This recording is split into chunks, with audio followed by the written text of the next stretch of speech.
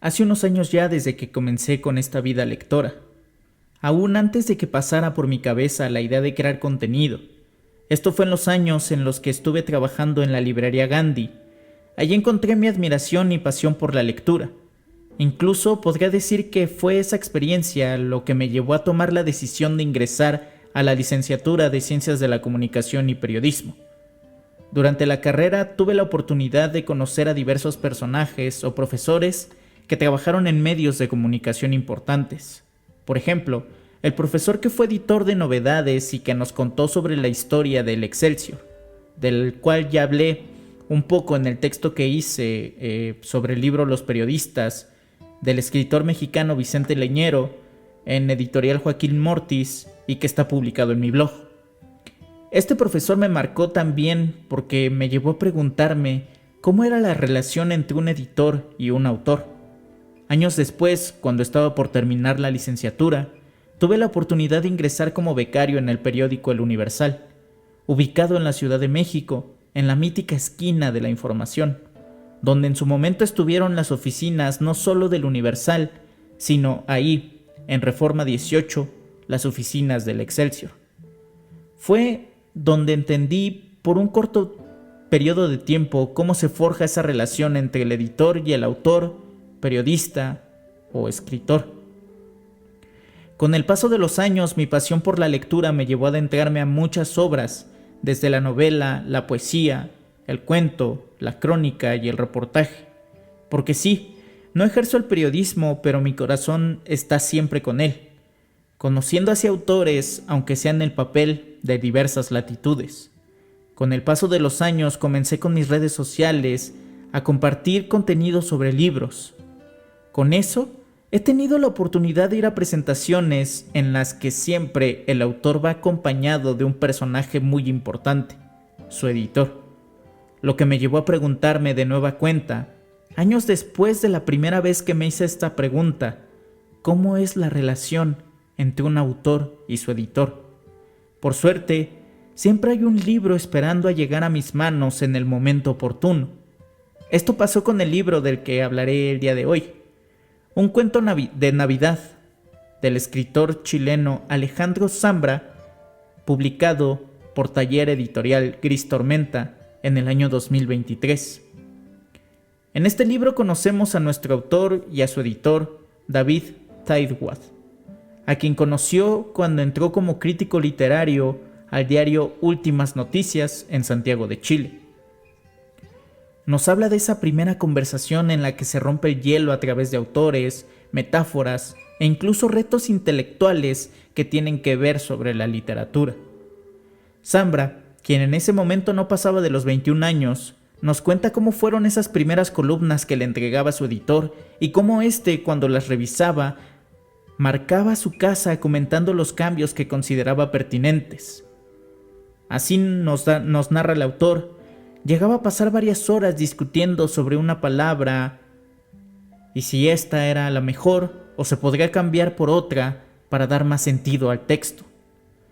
También nos cuenta sobre cómo era la relación que tenía este editor con sus otros columnistas y articulistas, entre ellos Enrique Vilamatas y Roberto Bolaño, en el que nuestro crítico literario nos muestra su admiración sobre estos autores y nos muestra a la par la envidia que puede sentir por ellos, considerando que su editor le pueda dar preferencia o más tiempo a la preparación de los textos de estos, porque ya son autores consagrados.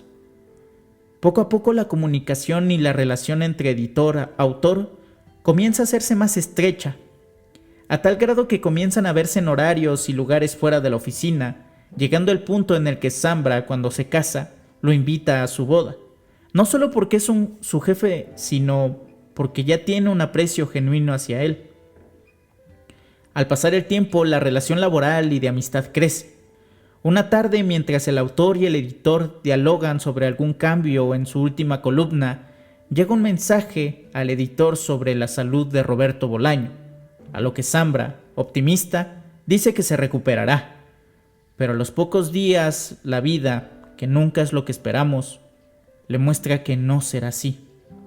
Falleciendo el autor chileno-mexicano-español, como a mí me gusta decirlo, el 15 de julio del 2003, siendo este un momento clave en la relación entre Zambra y su editor, ya que el propio Tightwad escribe un artículo sobre el autor de Los Detectives Salvajes y pide al joven Zambra que sea él quien edite su texto, entrando por primera vez a conocer esas mieles que solo se prueban cuando manufacturas la materia prima de alguien más.